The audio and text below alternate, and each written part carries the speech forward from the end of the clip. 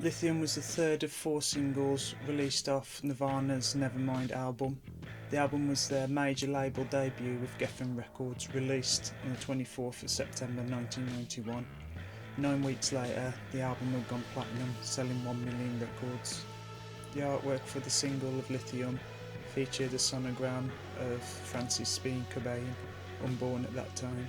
In an interview printed in 1992's edition of Musician magazine, Kurt's quoted as saying, "It's another song that he made up, but he did infuse some of his own personal experiences in there, like bad relationships, breaking up with a girlfriend, and the person in the song's feeling that death void, very lonely and sick." Speaking to Flipside magazine in May 1992, Kurt expanded on the lyrics again when he was asked if the song had anything to do with people being brainwashed by religion.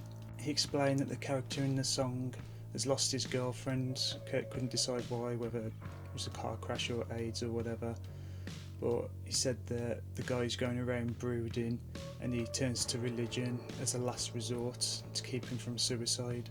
He further expanded, saying, "Sometimes I think religion is okay for certain people in certain situations to use as a last resort before you go insane."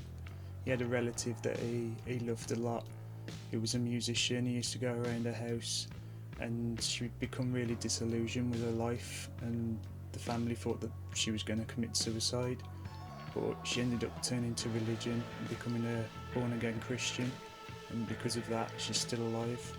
So sometimes religion to certain people in certain situations, it can be okay.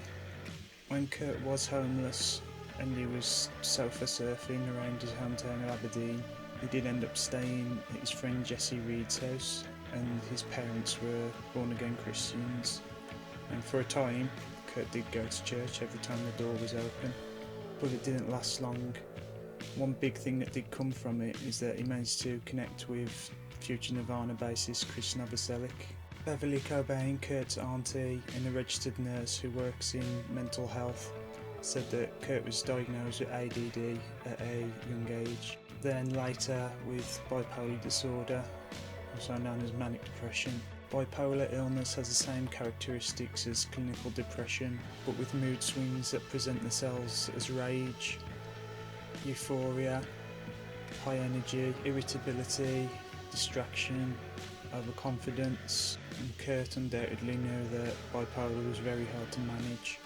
The lyrics of Lithium describe bipolar quite well, with the contradictions in personality at times, the highs and lows, the extremes in moods that a person can go through can be sudden and unpredictable. Kurt did say that he wrote songs not about himself but about what he saw in other people. Beverly Cobain's background and her tragic loss of Kurt made her an activist for suicide prevention, and the fact that Kurt was diagnosed with bipolar. Her comments about Kurt's diagnosis do provide a strong link for him suffering from manic depression. The actual writing of Lithium isn't documented anywhere. It's not mentioned in any rehearsals or any performances before the June 15th, 1989 release of their debut album Bleach. By March 1990, it's being prepared in rehearsal ahead of recording. In between those dates, Kurt was living at 114 Half Pear Street, so it possibly was written in that house. It was first recorded with producer Butch Vig and engineer Doug Olson at Smart Studios in Madison, Wisconsin between the 2nd and the 6th of April 1990, as well as tracks Breed, which was then called Imodium, Dive, In Bloom, Stay Away, which was called Pay to Play at that point, Here She Comes Now, and Polly. The recording of Polly was the only thing taken from these sessions that went on to be used for the Nevermind album. The material recorded at Smart Studios was intended for an album called Sheep, which was going to be their follow-up, which was replaced by Nevermind. It was going to be released by their label Sub Pop, who they'd signed to on January 1st, 1989. They'd released their first single, Love Buzz, and then their first album, Bleach. These recording sessions were a transition period for the band and considered key events in the ending of Chad Channing being the drummer for Nirvana. Kurt wasn't satisfied with the drumming that Chad was coming out with, so he told him to use what Kurt had come up with. It was the last material that Chad Channing played on. According to Butch Vig, Kurt Cobain overexerted his vocals during these sessions while doing Lithium, so it brought the recording to a halt. The recordings from these sessions were put on a tape and circulated within the music industry, hoping to get some interest from a major label. It did work. Nirvana did then come to the attention of the major labels. They released Sliver as a single with Sub Pop on September the 1st, 1990. Parted ways with Chad Channing, hooked up with Dave Grohl, and Chris phoned Butch Vig and asked him if he'd be interested in producing a major label album.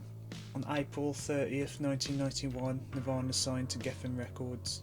The band drove down to LA for the Nevermind sessions with Chris in his VW camper with his wife Shelley and all the band's gear in the back. They stayed in an apartment block called the Oakwood, where Kurt was starting to get visits from Courtney Love. The band recorded for 16 10-hour days in May and June of 1991 at Sound City Studios. They re-recorded everything that they put down at Smart Studios to be included on the album, apart from Polly. Bassist Chris Novoselic said he enriched the bass line a little more, but that was about all the change for Lithium. Lithium was one of the most arduous tracks for Vig to record apparently, saying that the band kept speeding up, so eventually he made them play to a click track to keep the tempo down. Dave Grohl used simpler fills than Chad Channing had at Smart Studios in Wisconsin. The guitars were particularly hard to record because again Kurt kept speeding up, said that he got so frustrated at the end of the day because they hadn't made any progress that they just broke down into an instrumental jam, which turned into the song Endless Nameless, which is a hidden track at the end of Nevermind. It was Vig's first big successful production, followed by Smashing Pumpkins' debut Gish. According to Nielsen Music's year-end report for 2019, Lithium was the 10th most played song of the decade on mainstream rock radio with 123,000 spins.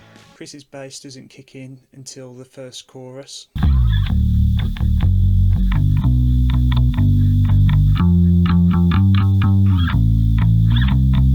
Then you've got the verse.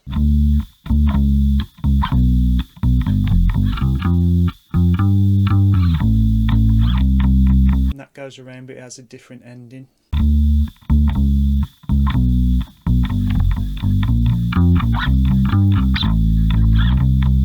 Back to the chorus again, verse, then you've got the bridge.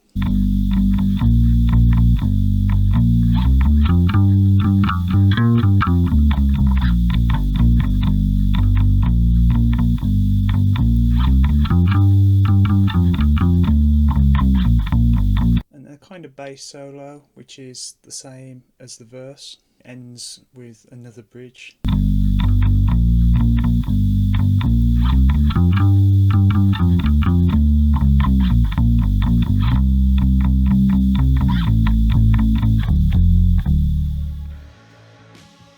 Chris Novoselic is an underrated bass player. Thanks for watching.